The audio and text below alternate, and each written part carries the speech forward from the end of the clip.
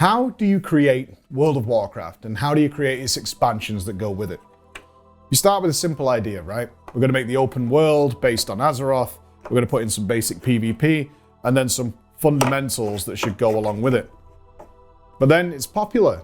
People want more, and you now need to build an expansion. So you create some new ideas that expand on other things and some extra new features to go along with it, but you still got to keep maintaining those original things that people liked. Wrath of the Lich King comes along. Same again. Some new features, some expansions on what you want previously, but again, even more to go along with it. Now we reach Cataclysm. Same again. Some iteration, some new ideas, and even more that needs to be built up. And pretty soon we're looking at a never-ending, unstable game that can't continue with this. And not only that, it's now taking so long to keep making this that players are waiting forever and ever for the next thing to come out. If it's not fun today, then 10 years from now it's not going to matter. So, we come up with a new idea. Era 2. We're going to remove a lot of this. Go back to basics. Sure, we're going to keep a few things that people liked and maybe even iterate on them ever so slightly, but essentially we're going to break it back down, and now we're going to come up with a new idea. The borrowed power idea of Season 2. We can strap it on. We can make it interesting. We can make it fun, because ultimately we're going to take it away. But now here's the problem. We're back down to here. And it doesn't matter how differently we make this and the different shape it comes with. At the end of the expansion, be it Legion, BFA, Shadowlands, we take it all away. Sure, we might keep one or two things to go with it, but we're always coming back down to here, and that's not particularly fun for anyone. None of that would matter if your first 5 seconds didn't make you say, this is awesome. So now we enter Era 3. This time we're going to go back to the basics. We're going to build on these ideas. We're going to keep iterating on them, but this time we're going to grow a stronger foundation. We've learned from the mistakes of the past. Instead of just towering everything on top of each other, new ideas can make way. We can now start iterating in much better ways. We can grow a far more wide and vast, stable foundation in order to mix in a lot of these ideas that we learned from and hopefully make a better game. All sounds good in theory, but who's going to do that? How are they going to do that? And that's what we're going to find out today.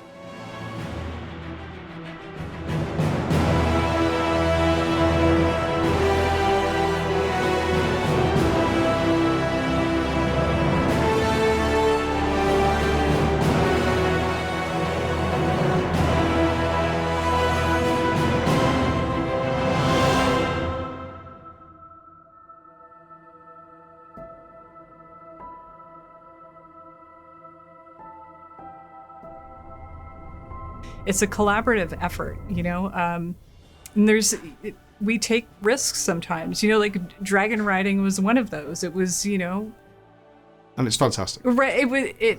Those are those magical things that you can't predict, you know, what's really going to, you know, take hold with the community. And that's sort of part of the process we have to take care with. Making WoW is not a treadmill. Mm-hmm. It's not the recipe changes every single time we do it. So our job is to just make sure, just help them. Our job really is to just give them everything they need to make the magic they want to make. And, you know, give it some guardrails just to support them. Yeah. But it is a mammoth effort. Yeah, I mean, our process, you know, is we try to, you know, fully support the creatives in their vision for what the game can be and should be. You know, you're talking about Dragon Isles. Well, first off, just even deciding where to go to Dragon Isles. A lot of blue sky. We could go here. We could go there. We could, you know, promote these characters or those, and kind of narrowing down. You know, after a number of weeks, okay, this is really feeling like it will gel. And we've always kind of wanted to go to Dragon Isles. We thought, oh, that's high fantasy. That would be great to, you know, return to that. And who wouldn't want to be a dragon? And it's funny because you'll see those notes show up, you know, in forums and in player posts where it's like, you could do a dragon race, blah, blah, blah, blah, blah. and high elves. This is very important. But there's high elves out there too. You know, but we kind of came this whole laundry list of things that we'd like to see, you know, as a team. And then I remember the process we went through is, okay, everybody gets like 5 votes. And vote for the thing you want. You can put 5 votes on one thing if you really want to make it happen. Oh, that's an interesting process. Yeah. And we let that, how many people involved in that? So, it gets vast. It was all the dev leads, and then it was influenced by the greater team. So it's almost like a bingo thing then. But it wasn't just a highest votes win. That was information that Ian and the design team was taking as, okay, well, if this is what our own team thinks would be cool, how does that jive with what we're seeing, from community? So we try to be careful. We will run surveys, but we don't want to telegraph too much and kind of spoil, what we're up to. But then that eventually bubbled into, here's features we want to do. And we try our darndest to okay, how can we make this happen? How can we put enough resources behind it? How can we have the right people doing things at the right time to get as much into the expansion as possible? John and Holly there, the 2 people behind the scenes you don't get to meet very often, who are responsible for even getting a WoW expansion out to us. There is going to be a theme throughout this video, and that is throwing out the old playbook. Many of the people you're going to meet started years and years ago when there were rules in place about what should exist in an MMO. And in Era 3, a lot of that is going away. By now, most of you have played Dragonflight.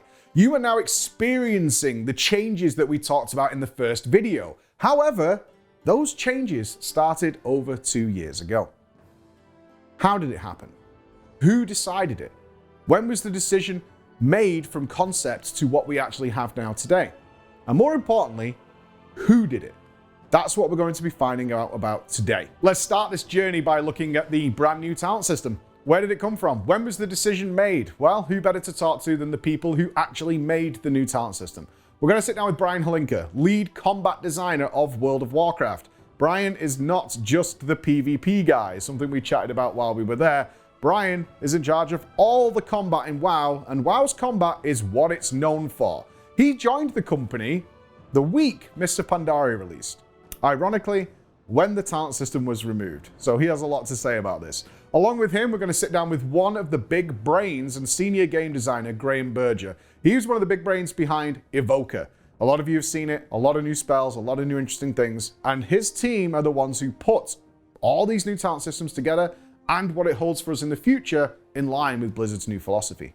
How do you guys feel about the MidMax Lifestyle? Because you guys, we'll get to the talent trees in a sec, but it launched yesterday, and already every post is out there is like, not sure what to do, copy and paste this link, and in it goes. And for a lot of people, they were going, okay. And that's it. They'll just bypass the whole system. So, with all this work you guys put into it, I assume you predicted this was going to happen. Yeah, I think, we're in a world, right, where we have, very popular influencers playing the game, sharing their knowledge. I'm innocent. I didn't do it. But, people sharing their information and about the game, their knowledge of the game. And, modern games are about communities, right? They're about online communities, and people want to, talk about these things, right? Talk about these choices. And it's also an opportunity for somebody to buck the trend and be like, well, actually, everybody's playing this way, and I've tried it that way, and oh, wow. I think it's really cool. Yeah. And I've been watching the PvP scene for a long time, and that will happen in the tournaments a lot of times, where someone will try something different, and it'll be surprising, right? And I think that'll happen with these talent trees, where there will be situations where people say on this fight, really actually play this build and it works out better.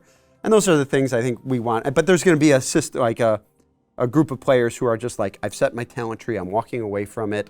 Like, that's what we expect. I found that a lot with my guides, because I did guides for like 7 years for WoW. And what I discovered is that so many of my viewers, they just get the build on day one, and they never respec. Right. And it made me so sad. It's like, but your class plays in all sorts of fresh and interesting ways. Even if it's swapping Mass Entangle to Typhoon or whatever it is for Mythic Plus, like, that's cool. You've changed what you're doing and doing stuff. And then finding out, have you got, statistically, do you find that? Is a lot of people just like, and I'm done, and then move on? I think Ian said he thought that a lot of people found talent choices a hassle in terms of they want to collect pets and things. They're not interested in the combat style whatsoever. You've done pre-made talents, right? Yep. We did the starter builds, which I've seen the reaction to that has been really positive. Oh, excellent. A lot of people are like, thank goodness for the starter build, right? And all my buttons were still there. So that's gone over really well, surprisingly well. It's one of those, features. I think we were talking about it, while we were developing it, and we were like, yeah, we should do this. And then you're like, it's hit the live, game, and we're like, oh, thank God. Yeah, for those players who are not interested, it's like, I'm done. Like, Yes. Although you didn't give Prop Warriors spell reflect. Oh, on default. I was furious. I went because we were just testing the new dungeon out. I was like, I'll just go with the standard build and see what's it. My fingers were doing it. right. In the button and it wasn't there. My fingers like, this is spell reflect. Go. This is not working. And that'll evolve over time. I think the more times we hear stories like that, we'll take that back and we can make adjustments to it. But I'm not requesting it. Last time I did that, DK's got nerfed. Like, I'm not saying. Oh, the feedback's been noted and it's already on its way. Sorry, Emails going. I think, but with adding more choice to the system, I think we've just gone from an era basically from Mr. Pandaria to now where the classes were heavily curated, right? Like you were making 7 choices, 7 talent rows. That was it. Those were your choices. Everything else, like we handed to you, made it very easy on ourselves to be easy to balance the Relative game. for Blizzard. And now we've put more hands and we've really empowered players to do these things. And yeah, there's a downside to that it's harder to balance, and sure, more meta builds will emerge. But I think that freedom to be empowered to really define your character, it's worth something. It's worth a lot. And even if I go back, just the leveling experience, I think we all have a lot of high-end max level players, but if you go through the leveling experience and now you're getting a talent point versus just getting a spell, it's a pretty fundamental difference that you really feel. And people just like getting a little bit of progress that way, right? There's something more momentous about the level number going up than getting anything. And that's when we were looking into both your histories, which are extensive. You joined during Mr. Pandaria. Yeah.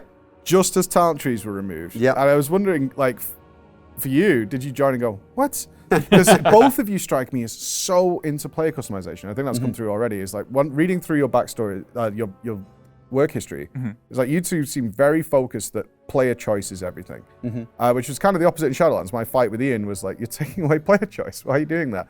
And I'm wondering, it was for you specifically, was this something you came in and like, no, let's not go this way for a while, and now it's coming back with the talent tree choices? It's like, no, I mean, certainly when I joined, I was just, when I joined in Miss Pandaria, I was like, oh, Blizzard, I was a young designer, and okay, this all makes sense, only meaningful choices. That was what we went. And I think that made sense at the time, right? Because the game was getting kind of, the game was on its 5th expansion or whatever. It just felt like they kept building more and more and more on top and it was getting complicated, and they felt like, let's just make these classes straightforward, let's make the choices meaningful. I mean, some people don't remember that those initial talent rows, they were class-wide. Yes. So it wasn't that, it was very interesting because when I first arrived here, it was literally the release week of Mr. Pandaria is when I started. And there was meeting every week for the first couple of months was just about talents and talent balance and trying to make these talent rows work for the different classes. So if I was beating any drum at that time, it was like, oh, we should make these things spec specific, right? Yeah. Which we eventually did because I felt like we had certain situations we just needed to accommodate. But no, initially I was like, okay, this is what Blizzard is doing, and I'm here to learn. But I think coming out of Shadowlands, I think with the release of Classic and us all playing Classic again, leveling, going through earning spell ranks, getting talent points, that's kind of what triggered us to say, it's really kind of more fun to get a talent point than it is to just kind of get a rank upgrade. And then thinking just, hey, we've had this talent system for a long time. We really need to kind of flip the table in a way and really shake things up for players. Because if you've been playing your class since Mr. Pandaria, if we aren't changing all of the talents every expansion, it feels pretty similar. There's something so special about a new expansion, unfortunately, but now should be coming back, is that every new expansion, you were looking forward to what your new talent was. Because I still remember when Bladestorm came into the game. Right. It was a bit before your time, I suppose, but that was a hell of a day. It's like, you turn into a blade of death and spin and crunch. I can't wait. And every warrior, I think, that day was 3ing an arena, all Bladestorming one person to see what would happen. Yeah. And then for a while that was lost. And we actually went the opposite way. It's like you lost a lot of stuff. You came out of Legion into BFA and it's like, where's all my toys gone? You know, Yeah, just like, yeah. Sure. And is that something that when the talent trees decided to come back, you're like, we can't keep going this way? And Classic would have had an influence on that. Like, this is just fun. Yeah, I think when we added this system, we certainly weren't like, let's add the talent trees for this expansion and then we'll figure it out later. Like we want, if we're gonna make this system, we want to grow for, this is our system going forward, and we can add more talent points every time we level up, right? We want to add 10 talent points, the expansion after this one. We want to add new abilities, and I think players like the class-specific stuff a lot, and so that's kind of part of it, and that's kind of where we're looking forward. But it's funny because having the 2 trees is actually really helpful too. Because it's a tough choice sometimes. Yeah. I've spent a good 10-15 minutes looking at one talent point.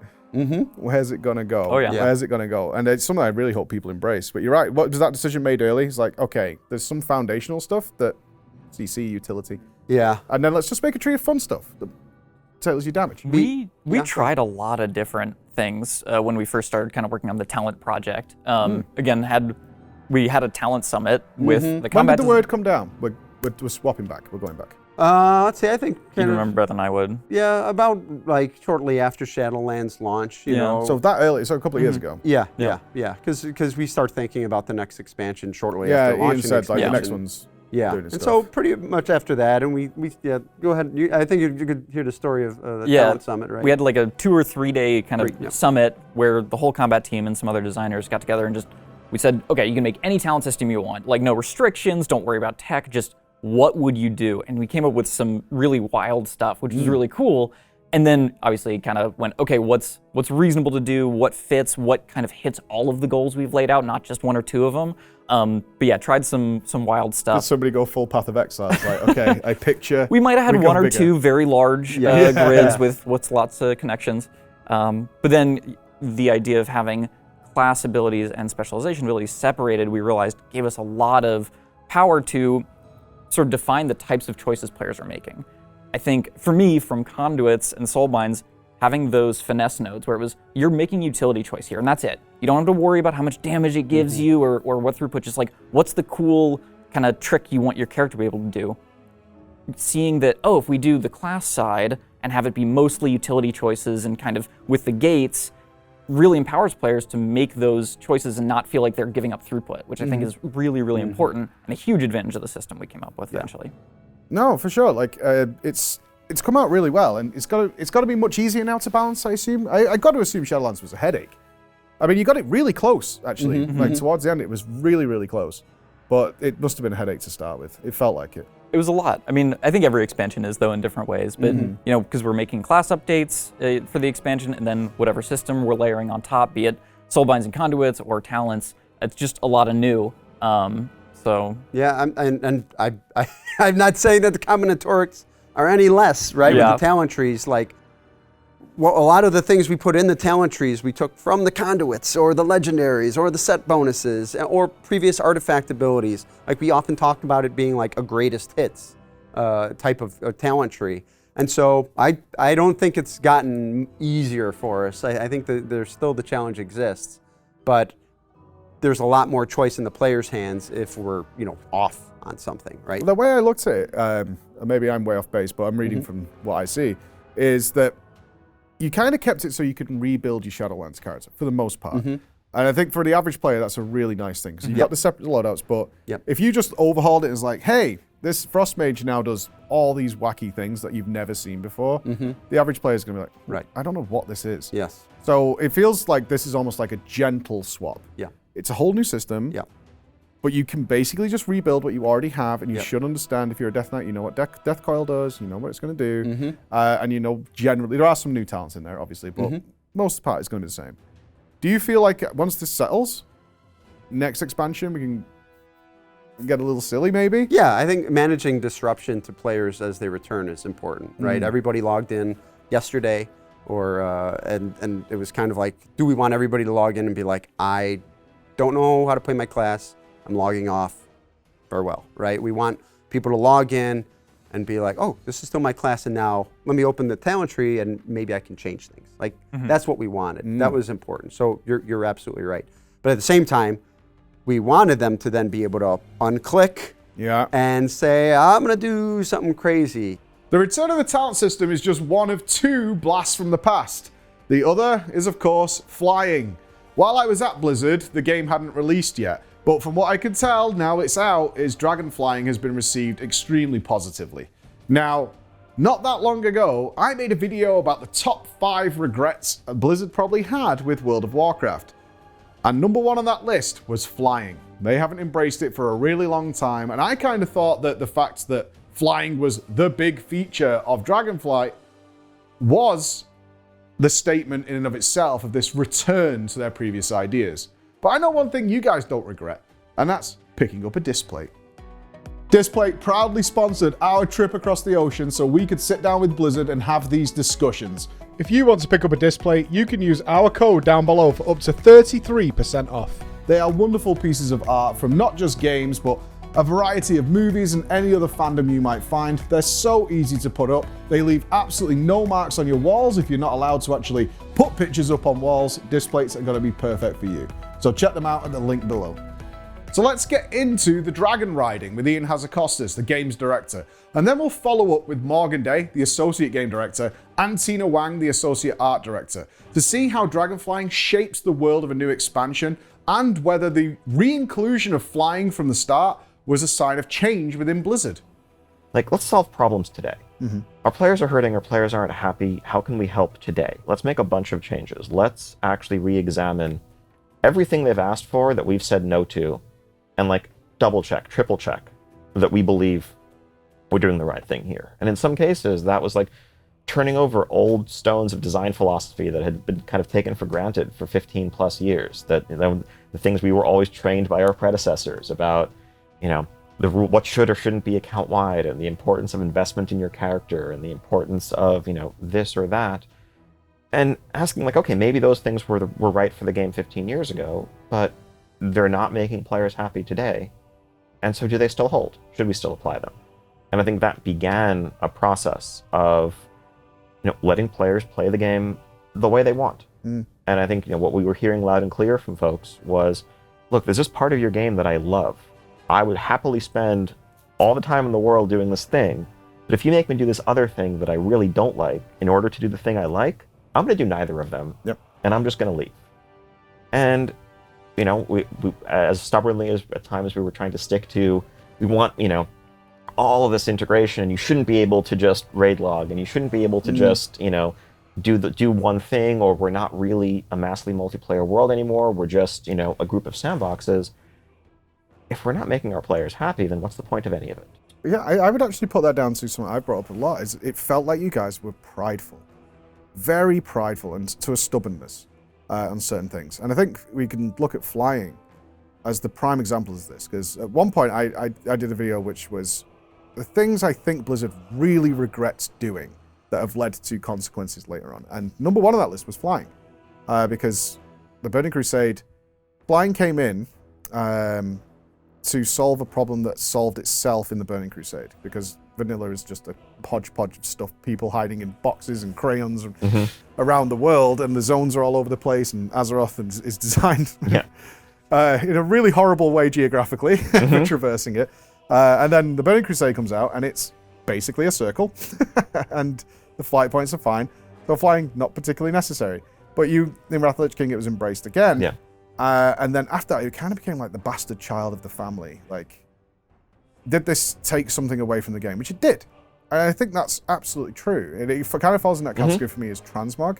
Transmog does take something from the game in that you see those people in those bright armors and you finish that set, but it's so overwhelmingly, it makes so many people happy that it's not an issue. And it kind of, when I saw the title, and it was getting leaked and things like that, but I was like, if it really is that, this actually is a statement, and it felt like a statement. It's like, one of the things we're going to do, again, because we haven't done it since... What? Mists, if you want to talk about being able to fly at launch in some form. It would be Mists, wouldn't it? Yeah. Wrath was the embraced. Yeah, WoD was the infamous no flying until Pathfinder was added I was in on board 622. Yeah, if it wasn't for the way Garrisons went, like, if you could show people it was good to be on the ground, but it didn't work out. And then you had to relent. I actually felt really bad that day. It's like, almost. But now this is the feature of the game. It's like, it's here, it's big, it's impressive, and it's easily the most fun thing I've done in Dragonflight so far is the races, and especially the group races. And there's a tension there. I haven't felt that for a long time with something that wasn't in 2% of the raid boss health left. Am I winning? Is he coming behind me? Has he got his boost left? And I'm just, I feel more like, is this, like, again, that change of philosophy you're talking about last 15 years? It's like, why are we treating flying like this? It's really fun. And in fact, going to Ulduar for the first time is magical.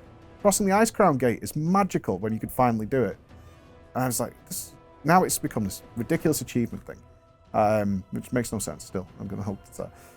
Well, wait, the Pathfinder we're largely back. I mean, I think we've largely backed away from in past expansions. You don't, Oh, it's horrible. But yeah, is this part of the statement with Dragonflight? Or is Dragonflight? Because I imagine you already know the next expansion, and so it's like, no, we were going that way. But it feels like a statement. I mean, well, our future expansions won't all have flight in the name, but like, but yeah, I mean, it was, I think in terms of coming up with a name, we obviously knew what the features were, knew what the setting was. And it felt like there's a couple different names, right? The Dragonflights are a thing. There is flight. Given the philosophical change, it felt very coincidental, maybe. Mm-hmm. Yeah, but I mean, the vibe of the expansion as a whole is definitely meant to be a breath of fresh air. It's a return to Azeroth, wide open exploration. It's a fraction of the feeling you might get playing a game like Breath of the Wild and looking out over rolling plains and feeling like that land is yours to explore. The sense of speed is fantastic. Which is. That's fantastic to hear. So that's one of those things we knew from just the feel was going to be essential to that feature. Mm-hmm. All the other systems, the progression, everything else we could build into it, none of that would matter if your first 5 seconds didn't make you say, "This is awesome." Yep. If it felt clunky, if it felt just off in some way, we were going to lose people right there. But coming into the zones, how did you come back to reinventing a world where flying was now a part? Because we haven't seen it since Wrath of the Lich King. Right, where flying was truly embraced as a welcome member of the community. And then you go into the Dragon Isles, and you had so much fun with that, right? Yeah. I mean, I just looked for the highest place I could possibly find, just to hurl. How far can I go? Right. I went to the sword. Can I make it to Orgrimmar from the sword? But was that so freeing to actually be like, okay, we don't need to care that one day they'll get Pathfinder? Yeah, so there's a mix there. So with Dragonflight, it just from the beginning, it's like, can we really make an expansion about dragons where you don't fly, and that's not like a fundamental part of your experience? So, and that in itself kind of led to us thinking about flying as a system and how we can create, this new dragon riding version of it that allows you to engage with the world in a different way. As you said, finding the tallest peaks. Mm-hmm. Because with our old system, it's really just, as it's swimming in air, so you navigate in every which way, and you don't really need to engage with an environment in a way where you're perceiving what's around you, right? Like for the human experience of discovering, of RPGs, when you walk up a mountain and you discover something special, there's something meaningful to that versus just, pointing yourself generally and hitting auto run and that's it. And so we're excited, the potential you that... can go to the toilet. That's true. There is that aspect of it. And so the dragon riding does allow you to truly, the player to engage with the environment in that way, make, strategic choices, right? Making choices of where you walk, where you go, where you fly. That in itself is part of gameplay and makes the experience more engaging. Yeah, certainly. I mean, that's one of the things that's been really exciting for us on, while you're leveling up. And you mentioned Wrath of the Lich King was the last time we had flying there. Yeah. BC flying is just, it's so much less engaging than dragon riding. When you walk into a point of interest like a POI in any one of our zones in Dragonflight, the way you interact with that has added a lot of depth, or dragon riding rather, has added a lot of depth there. And now it's okay, well, how do I want to swoop in, like you said, where's the largest peak where I can jump into and then find a way to fly into the POI and hopefully not get too much aggro where I land, right? It's actually really added a lot of gameplay elements there, which has been really, really cool and an opportunity that a lot of our designers have really fully embraced. And on the level design side as well, with the art and level design work very closely together, they they were very intentionally looking for, okay, how do we make very high peaks here that are accessible? And even, a lot of the quest designers,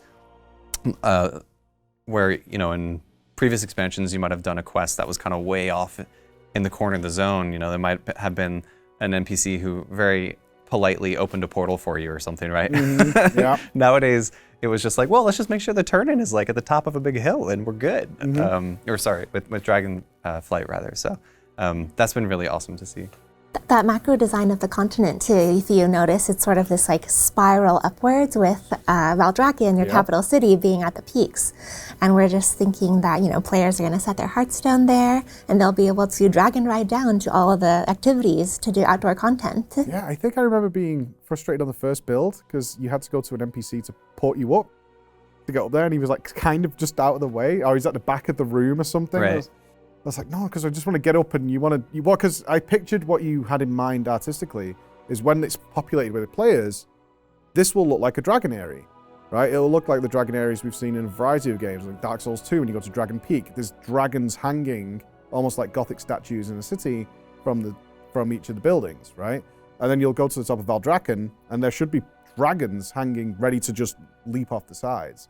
And one of the things I was looking forward to when it hit live servers is like, that is what's going to be here. And there'll be a variety of colors, there'll be different shapes, sizes, that kind of thing ready to go. But I have to say the most fun we had with it, I don't know how you did it, was the sense of speed. You mentioned the speed of things, which that's an interesting aspect of how we approach our zone design. Something that surprised me when we were doing a survey of zones at some point was looking at some vanilla zones, and Westfall is 9 world chunks. That's kind of a unit of measurement that we have for zones. There's these, chunks basically. And with that being only 9, I was so surprised because it's actually, it's fairly small. And I remember, questing through that experience, it felt like such an expansive space. I was there for such a long time. Yeah, I'd agree with that. Yeah. And then Eastern Plaguelands is something like about 40 world chunks. That feels 40. And that's true. But then also there's that contrast of when you were in Westfall, you didn't have a mount, whereas in Eastern Plaguelands you did. Maybe for you. And and in the Dragon Isles itself is actually the biggest continent that we've ever created, because we wanted to create this land that was worthy of dragons. And dense too, right? Yeah. But there's still these wilderness spaces, right, that make it feel natural, this sense that not everything is just like a theme park experience. There's these local stories and wildlife for you to discover. And so the Azure Span, which is the biggest zone we've ever created, is actually over 100 world chunks. So that contrast and how you perceive that spaces when a dragon riding at these high speeds really has an effect on your experience. You need that distance to travel, right? And then on the way, you're just looking for bridges to fly under and sweep, because you're making it fun. Rings along to fly the way. through. And I mean, one of the things that, we're talking about the different kind of eras of World of Warcraft, really around, I think around like Battle for Azeroth era, we were looking at the world, and this is around the time when Classic was starting to be around the corner. Or it might have been released at the time. I forget the timing there, but you look at just the negative space in a lot of our Classic zones, and then you look at the world building that we were doing at the time in Battle for Azeroth, and it felt like things were getting kind of clumped on top of each other, right? Like it was hard to find a space that was like, look at this vista, which is just open space here. And if you look around just like, the world, that's very common, right? There's open fields everywhere. And it really does help to make it feel more like a, immersive world when it feels more natural like that. And I know that's something that the art team definitely kind of identified, and was something that Dragonflight was really, one of the first opportunities to make change based on some of the stuff that we were seeing there. So by now, you guys have glided through all these cool Dragonflight zones. But now I want to introduce you to some really, really cool people. Have you guys ever done the Brawlers Guild? You ever done Withered training? Well, it's time to meet the man behind that. Paul Cubitt has been with the company since 2006 and is responsible for so many of the features that you and I have loved over the years. Along with him, have you ever done any quests in WoW? Bet you have. We're going to sit down with Maria Hamilton. Maria is the lead quest designer. And Maria has been doing quests and missions in video games since 2003. She's actually responsible for, and was the consultant for the side quests in one of my favorite games of all time, Sleeping Dogs. They're going to tell us how they fill the world in order to cater to every single style of player who plays World of Warcraft. You know, it's surprising how often someone will be standing there with a person with what you and I know as a yellow quest bang right in front of them, and then they'll say, cool, and then they'll turn left and jump off a cliff, and then can be completely off the rails and have no idea how to get back onto them again. I've never considered looking at the quest NPC and going, weird. Yeah. Anyway, let's move on. I mean, when you get that metric back, you're like, how do we fix that exactly? Yeah, exactly. I mean, if you look at the starting areas now in World of Warcraft, you can't do that. That you start with the quest being automatically launched to you. Yeah. And there's no decline button. Yeah, that came in Kata, right? I think. You know, when it started popping up at the bottom. I remember it being a strange experience. It was like the quests were being forced on you and saving me having to click things. Yeah, exactly. What's the biggest, like, because they always say with development of these kind of things that you make it simple as humanly possible and someone comes along and they just can't, they just do it all incorrect. What's the thing you've created that's just gone completely wrong, or you've like, they're definitely going to get this. This is like a funny, you know, a little nod to something, and then it's not been until years later, but then it has been discovered. There was a quest line in Burning Steppes where this was for Cataclysm when we did that zone, and there's a dwarf there who was seeing an imaginary character, and I can't remember his name. It's like Mr. Blinky or something like that. And so a young me thought, wouldn't it be funny if we actually made Mr. Blinky? And so I put a creature named Mr. Blinky hidden underneath the ground and you know, way off. But if you did like /target Mr. Blinky, you'd see him, and it had this special aura on him where he would cycle through different appearances. He'd look like a giraffe, and then he'd look like Deathwing. But all you could see is a portrait, so you kind of see the portrait kind of cycling through all these funny things. And no one found it forever until it was abused, where someone found out how they could pull him, and then so Mr. Blinky, who was actually like cycling through all these different appearances, was pulled into Stormwind and had to be. It was quickly fixed when we discovered it. It was we had the ability to hotfix that out. Was it a DK? Did they grip it out or something? It was, I can't remember exactly what it was, but yeah, it was to my great embarrassment. I thought this would be something funny that people Did you forget about it? And then you got a phone call. What is Mr. Blinky? Yeah, who made this and why doesn't it exist? So. Well, look, I thought it'd be funny. Like so many terrible things start. I had an idea. I thought it was funny. Thought it'd be funny. Turned out to be. But for both of you, like, how do you put your character into the questing that you do? Like, those moments where you're like, we can show a little bit of our personality. Blizzard's known for over the years. Like, if you look at like Kata questing, no one rides the lady. All these serious moments, the world ending's happening. But then there's occasionally those really nice levity moments. Like, how much freedom have you got when you're putting that in? Is that just at your discretion to be like, yeah, go ahead? Yeah, I would say there's a fair bit of freedom. I mean, we play everything before it goes out. So if there's anything that's egregious or horribly off tone, we'll flag that and that'll get changed. But in general, certainly compared to some other franchises I've worked on, which are much more serious, this is a place where we allow humor, where we want humor, where we want people to enjoy what they're coming across and laugh and stuff. And people get silly. Everybody's a little different. You get silly, maybe a little punchy, and make Mr. Blinky. I don't think his name is Mr. Blinky. It's got to be something else, but we'll look it up. Yeah, we need to do some research. Yeah. We'll find the giraffe changer. There is, I mean, if you look at Dragonflight, like zone to zone, I think you can see a pretty broad, just like swath of feelings from one zone to the next. I think of a place like Onaran Plains, which is all about the centaur, as being like this really cool feature of this culture that you might not have even been expecting to run into in the Dragon Isles, but it's got this incredible depth and these interesting characters and interesting culture, which is all really built up. And I think it's got this cool, sweeping, epic feeling, which kind of matches the terrain around them. And then you go to Azure Span, and you're kind of doing hijinks with Khadgar a little bit. That there's magic stuff going on. There's all these blue dragons. There's some fun stuff going on with mirror images that I won't spoil for people who haven't played through the story yet. But like you do see, because of all the people who are working on the game, like a number of different tones coming out. But it all kind of comes together to the soup that we know as World of Warcraft. And then even getting into some of the local stories, I think there's some really funny local stories. Yeah, I've read every quest. Yeah. I read every single quest. And I was actually, one of the happiest things I've seen with Dragonflight is the infusion of some new blood, like even from the start, from the Evoker starting zone. is that you know these characters are coming back. I'm not going to ask you when they do or anything like that, but there's a lot of fresh blood coming in with the storytellings. No, we want people telling different stories. We don't want people telling the same story again and again. So we encourage that diversity and let people bring, what they're interested in their background and tales from their youth or whatever into it. And so when they pitch ideas and pitch stories, we get a huge variety and diversity. We've got. You take us through that whole process. So I assume there's an overarching story. Obviously, this is what this zone should do. Is that given to you in an almost like bullet point form? It's like, we kind of need this to happen, and then you guys can go fill the rest in and get us from A to Z.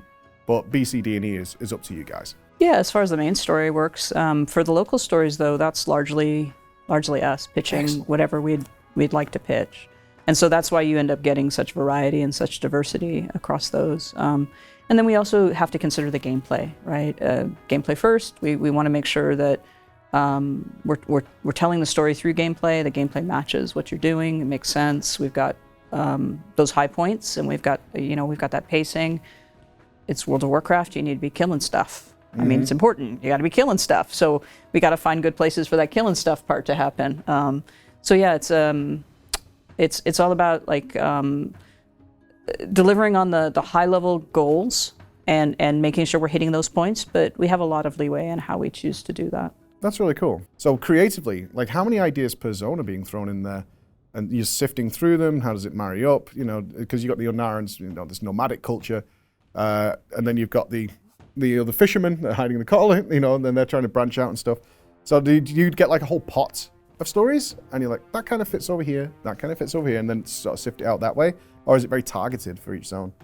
Oh, we usually split up into zone teams. So we have someone who's the point for that zone for the quest design team, and there's a narrative point and a level design point, and they work together to figure out what that zone is going to be.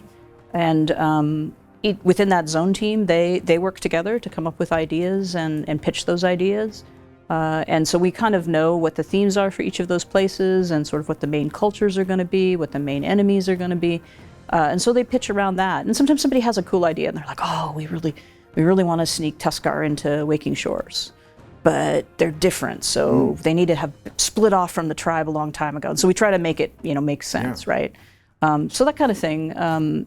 It's pretty focused. It's not like just there's a giant pot of ideas and we're pulling them out and distributing them. It's more that we have our zone teams who are pitching things for their zones, and then we're watching to make sure that nobody's duplicating. We don't have too many of the same thing. Yeah. We're telling different stories, that kind of thing. Oh, that's really cool. Like in terms of individual projects and passion projects and stuff, because I know you've done Wither Training, Brawlers Guild, like you've got some big things under your belt that are more like solo experiences, right? Looking to get that in. Is that something you're particularly interested in?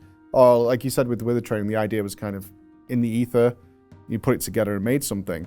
But when you get to express yourself like that with a big solo project? Yeah, I would say for me personally, the things that inspire me are almost exactly the opposite of that. Like anytime that things feel really MMO-y is where I get really excited. And so Brawlers Guild is a good example because Brawler Guild is for sure like a solo fight. But the way that the structure of it is set up behind the scenes is Brawlers Guild really wants to have about 8 people inside of it at any given time. Yeah. And so if there's a lot of people, then there's lots of Brawlers Guilds. If there's not as many people running Brawlers Guild right this particular second, then there's not as many Brawlers Guild cards spun up. But what that means is that you're going to spend a little bit of time spectating. You're going to be spending some time watching someone fail or watching someone amazing succeed at a fight. We gamble all the time. Or, always. Yes, it's so fun. Yeah, kind of trying your gold or trying to earn more Brawlers Guild. Brawlers Gold is what it's called. Predicting who's going to win, the monster or the player. And there's something that's very MMO-y and fun about that. And so even working with things like Torghast, Torghast is also a solo thing, but it's something you can do with other folks. I mean, like one of the things that excites me, that's sort of a hidden thing in Dragonflight is with fishing. I think fishing has always been something which has been solo, but feels better when you're in a group, like when you have the Fisher Friends things. Yeah, and you stuff, kind of want to go out on raids. a fishing mission, because fishing is something you set aside for like an afternoon. Yeah. Right? It's like, we're going to go fishing. And getting friends to go out and do it, that's a fishing expedition with your friends, right? Virtually. Yeah. Yes. Yeah. So I need to watch my diction here, but there's a feature called ice hole fishing, where you there's ice holes that you can kind of carve into the into the ice in Azure Span, and then you have this like lucrative fishing spot. But if people want to use it, you're all kind of in a little circle around it, like you'd imagine, right? And it's just this very natural kind of social experience. And so that's what I like, when people kind of rub shoulders against one another in the online space. Well, you guys kind of have control over that, right? Because you are generating the congregation hubs. That's what you're doing, because you obviously you moved from like the vanilla style where everything was just all over the place in some sort of haphazard, throw it away and you'll find it eventually kind of way. But now the questing is very hub-based, and is a big driving force. It hasn't really deviated, I'd say, since the Burning Crusade on that style. I don't know whether you agree with that, but is that literally to create that rubbing shoulders? You should feel the world being active rather than he's over there in that cave, he's over there in that mountain. Like you're going out on an adventure together. Is that a big part of the layout and design of the questing? Yeah, I'd say so. Like we talk about hotspots a lot. That we want to have hotspots where something exciting is happening, and so then that's what creates moments like that. You'll see again, to bring it back to Dragonflight, like that happens in places like Iskara, where you have the community feast spins up every 3.5 hours, and a bunch of people fly in on their drakes to make some soup together, or the hunts, or the siege on Dragonbane Keep, that are all sort of public events that exist in Dragonflight to kind of get people together. But this, this has been something which I think has happened for a lot of expansions in a row now, where you'll see like just something lucrative pop up on the map, something exciting, something different, and that's intentional and engineered to get people to see other folks and be happy that other folks are there. With questing in general then, because in World of Warcraft, it always felt to me that questing was a means to an end. It's just like, this is what you do, this is how it works. Is that something that you've seen change? Because you guys have so much history with the entire process. Like, how has it changed for you over the years? Like, certainly you go back to like the EverQuest days, people were just grinding and grinding and grinding. And then they come into WoW and it was considered like easy mode because it had easy questing. Well, besides the guy who threw himself off a cliff, I suppose. But how do you feel that's changed over the years? Yeah, in some ways you could say questing is a means to an end, in that like the actual, like the ways that a quest is a tool that we can use to tell stories. But I think that like this comes back to like different players like to play the game in different ways. And so there is no one, like this is what the average WoW player does. There's no average WoW player. There's all sorts of different groups of players, and some people love to soak up the lore and, like yourself, read every quest in the game because they love to do so, and then look for interesting things hidden in secrets or in little books around the world. Others prefer not to. They prefer to go past the questing and move to other parts of the game, whether that's PvP or Mythic Plus or Hoot Collection or who knows what. And so we want to build a quest line which is engaging.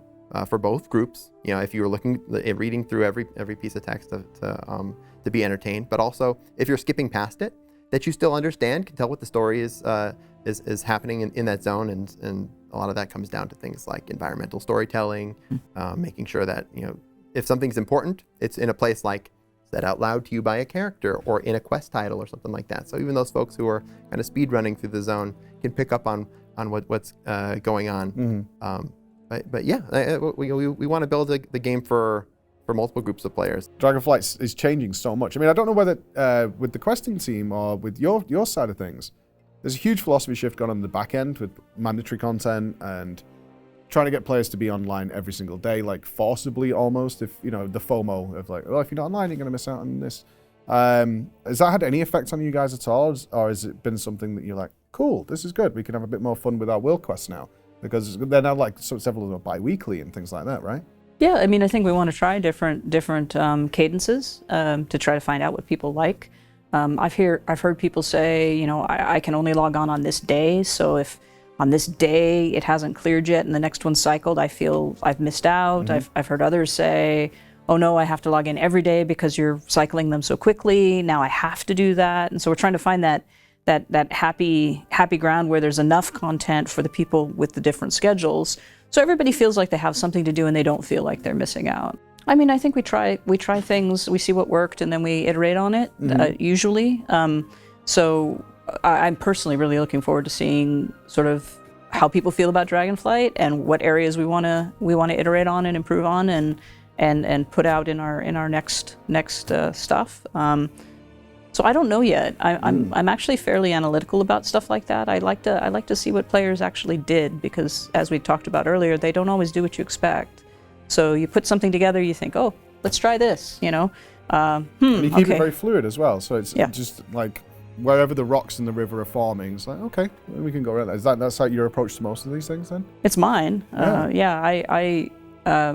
You know, in design over the course of my career, it's always been about iteration to get the best result, right? So you'll try something, you'll test it internally, you'll tweak it, you'll get it to where it feels pretty good, you'll put it out, then you'll see what players think and whether or not they like it. We sometimes float ideas, you know, put in a little something as a seed, and then we'll say, okay, that went over well. Let's expand on that. Oh gosh, let me think of something. Withered Army training might be a good example of that, where that it was fun. It was also kind of held together with duct tape a little bit. That it was built in a way which uses the tools that we had at the time to build something which is repeatable and roguelike and has some variation, run to run and so on. But that we take things like that and we learn from them and then can build better tech, better support for our designers so that we can build things that feel the same but can be bigger, like the day that the Deaths of Chromie or eventually Torghast and Horrific Visions, or all these things which kind of have that cadence to it. But we learned it by trying something. And if Withered Army training hadn't been as fun as we thought, then maybe we would have tried something else and kept trying until we stumble across something which feels fun. Ideas are super easy to come by. Yeah, super easy to come by. Yeah, I mean, there's that decision that has to be made. Which one should we pursue, and what can we prototype, and what can we try out, and where should we best spend our time, and energy. Yeah. So, yeah, lots of ideas though. Tons of ideas. So, how do you guys feel about cutscenes and stuff? Because one of the things that people always come back from, one of the biggest reactions, obviously, the animation seems incredible, but in-game cutscenes have become, in Dragonflight, there's a lot of them, and they're really good, especially because you've got such a grandeur of dragons and things, and certainly when it gets to Wrathion and Sibelian, things get really fun there. But do you think are they used to recap as well, or is this like always the build up to a big moment for you guys?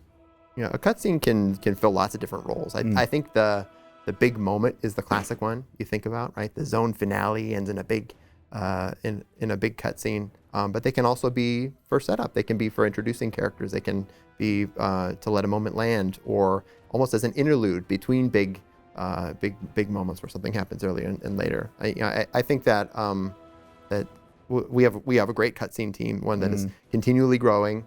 Way back in the old days, all us quest designers had to make our own.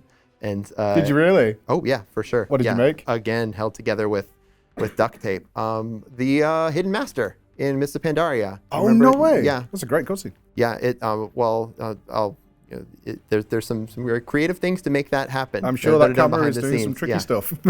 Yeah, but no, now we have a team of people who are actually like good cinematographers. Good. Unlike myself and our fellow quest designers who are good at this thing. And they've learned so many lessons over the years of making these things, that there's a cadence. There is certainly, like, you can have too many cutscenes. A cutscene can be too long. Yeah. So certain cutscenes work really well in World of Warcraft and others don't. And so I think that the success and the excitement that people have about the ones that they've seen so far in Dragonflight are a testament to the hard work and the philosophies that team's put together. You can clearly see with Maria and Paul how much fun they have designing and sneaking things into games, and how seriously they also take their job. But now it's time to talk about my bias, Dungeons and Raids. You're creating a new expansion, and you're going to put in these things, and it's going to be a big feature, especially for those of us like me who follow and take part in the race to world first. So who better to talk to than Tina Wang, the associate art director, who makes it look like it looks, and also Morgan Day, who has a ridiculous history of encounter design. Many of the fights that you will know and love from raids, probably Morgan. Coming back to the dungeons, I had a few questions with dungeons with both of you, but the immersion factor, which I assume is more your department in there. If we go to the raid first, it looks like Rage Fire Chasm and Molten Core. And I might be reading so much into this, it's crazy, but Dragonflight has also returned to kind of a new foundation. And it almost felt like, when I went in there and did the new raid, it feels like a statement. We're taking you back. Right. Coming from there, whether it was classic influence or not. But I assume this was your team in there. It's like, was that an intention or are you just crackpot theory on the side? It's a mix of our teams who works on the dungeons and raids. So on the art side, I think overall, especially going to Shadowlands, even the artists, people playing the game, artists working on the game, there's this sense of, oh, we're doing something so different. And I think the farther you move from home, the more there's this sense that you want to return back to the familiar. And so after working on Shadowlands too, there's definitely that desire from the team of like, okay, man, if we're going to go to the Dragon Isles, well, here's all of the favorite things from back then, right? And of course, this was also, folks are playing WoW Classic. And so there was plenty of inspiration where we're like, let's just do this because it's things that we love. I think in the raid you mentioned Molten Core. I think the very first pull is like these Molten Giants, right? It's like the two Molten Giants. Yeah, you borrowed the stuff from Tol Barad, Tol de Go, the dungeon in Kata, where you do the bombing run. Oh, Yeah. Grimbatal. Yeah. I was like, okay, so it's Grimbatal, and I was like, this is a blast from the past. And then I went in there and I was like, Molten Giants? But that theme carries on. You didn't change the theme throughout. You went for a really solid theme there all the way through. Well, it truly made sense with the story and the content too, because specifically for Dragonflight, it's about the Dragon Isles being this really this continent that's just full of elemental power, right? Where there's the Primalists and the Proto-Dragons, and that's sort of the core of the story that's related to Molten Core. So it's the connection is sound. That's something that we very conscientiously kind of talk about and work on is okay, we can't just have one note through the whole dungeon, right? We really feel like that breakup, especially in a raid. Sorry, let me back up a little bit there. Like in a dungeon, we look at dungeons as a holistic experience, right? Any one dungeon being one theme, totally cool, because you're only going to be in there for like 20 to 40 minutes. When you look at a raid, you're going to spend a lot of time in there. So if that raid has one look, one aesthetic, it can start to just feel like kind of boring, and you might get tired of it.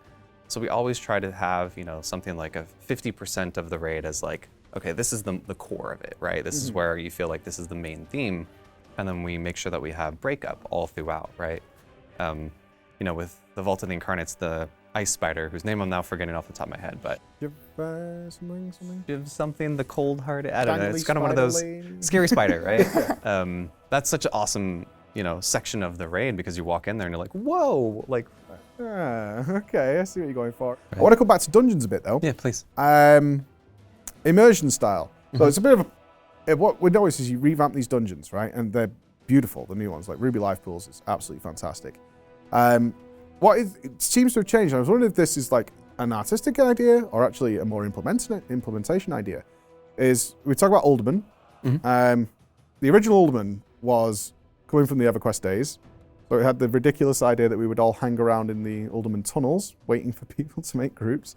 But it's full of cinematic, epic moments, which involve much more RPG style things, right? And that is completely cut from the new Alderman in terms of efficiency.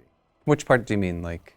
So, example would be in the original Alderman, you would kill the dwarves, which would then create a staff, which you then go to a city, you put the staff in, and light comes across the floor, it lights the staff, the maiden comes crashing through, you travel down through these different environments, Arcadus is locked in stone, you know he's the last boss, we're going to do it. Is this like a Mythic Plus influence, or is it kind of an old, outdated idea to have that kind of stuff in the dungeons in WoW? I'll hit the staff part first, but I'd love to hear Tina's take as well. There's definitely like changes that have happened just functionally with the way players engage with our dungeons. Like for instance, if we just like drop a key and you need that key as an item that goes in your backpack, and I take that and I open the door. Okay, well, what happens now that player leaves the dungeon? Now we get a backfill. Like, does the key drop to the ground? Like, there's mechanical elements that add complexity there, but the overall element of the immersion and the cinematic factor, like we absolutely still feel like we love that element of our dungeons, of the way we tell the story there. You mentioned the Lost Vikings, like while you don't get that staff anymore, the Lost Vikings actually play a big factor in the Legacy of Tyr. And like one of my favorite moments when I first saw it, I was like, wait, what just happened? I like did a double take, was when they like ram into the pillar like silly people, and the pillar falls open and crashes the door open for you. That was super cool. And like you mentioned, once upon a time you might have had to physically pick up an item to make that happen, we still think those aspects of the dungeons are interesting and don't want to leave those behind. You touched on the Mythic Plus aspect of things, and it does play a factor because, all those moments of RP are just moments that players end up, working around to try to optimize, right? Like, if you recall in Maldraxxus, I remember people would be like, all right, I will die, and then I will go up there and start this event, and everyone else can catch up. So those are the things that we try to balance, but on the art side, we really do our best to create that sense of immersion and storytelling and really build them into how much we're investing into these rooms and these spaces. Like in the Olderman dungeon, there's these various murals on the walls too that if you pause and look, there's stories that are being told, and we've invested time into those. So I think it's a case of, for those who are interested in those sorts of details, there's opportunities for that. And then also make it a great experience for people doing dungeons for the first time, getting, a very experienced player with a brand new player. They don't have to talk about where are the two pieces of the staff. That's a personal memory of mine. Of I didn't say that aspect was great. I do remember trying to tell somebody, maybe he was a native English speaker, and you're like, do you have it? And then, silence. I don't know. Yeah, but it is fun. So in Dragonflight too, there's certainly, we create a lot of opportunities for that, great sense of immersion and storytelling. And I think we invest more in other ways to get that across. Yeah, it's one of those things that I noticed, because when we comparing dungeons across so many MMOs that are on the market right now, I know we sent a note out about this, is one thing we've noticed in nearly every other MMO, and we've got a huge internal document where we've compared every dungeon pretty much ever made in any MMO. Love to see that. It's pretty extensive these days. WoW is really odd one out in a really interesting way, because everybody else has fallen into an extremely static formula of how every dungeon should be. Some are split entirely into 3 parts, and each one is 5 to 7 minutes every single time. It never varies, it never changes. That's how they do their dungeons. Other companies have gone in the way of people don't like trash. So we don't do trash anymore. In fact, we don't really do dungeons anymore. We do very quick encounters, which are because people only care about the bosses and go that way. And I was just kind of maybe not thinking about this too much until I got into Dragonflight. And every single dungeon is wildly different. You just mentioned 20 to 40 minutes. In the current market of MMOs, that's nuts. Right. Doesn't work that way, at all. They're all very much within a 5-minute period of each other. And I'm looking at your face now that is not intentional. It's just we made what we thought was cool. Yeah. Yeah. Certainly. I mean, we always, our kind of rule that we discuss is, all right, as long as I can hit the LFG button on my lunch break and get in a dungeon and finish, we're good to go, right? But it really is about what is the experience that we want to tell? What's the place we want to explore? And allowing the team the space and the freedom to really dive deep into that. Some of our favorite dungeons are the ones that you will literally get lost in. Mm-hmm. And then there are other times where we have dungeons where, Brackenhide is set in exterior and it's very wide open. And certainly that causes us... Is that the Dragonflying one? No, that's... the Brackenhide one is the null one where... Yes, with the poison canisters. Yeah, around, yeah. And we just love that idea of having a dungeon that will just play so much different than hall room, because we want that experience to be varied. And I'm also a very firm believer that content and systems are very tied together, mm-hmm. right? You can create a system that you think, oh yeah, this is great, this is very well balanced, but then your content pushes players to do things that start to stretch the limits of those systems. We talking about their games and inspired by their games. I always like to look at I know you've been playing Path of Exile lately. Yep. And then I look at a game like Path of Exile versus other ARPGs, and just looking at the systems and looking at how those games ask you to engage with that content, very much affects how good the build diversity in the game is, right? Yes. If I have to push an infinite scaling system, the build diversity sometimes gets shrunk. So I think that's a really interesting thing to look at when it comes to content. And we really want to make sure that there's opportunities for different, archetypes to be successful, right?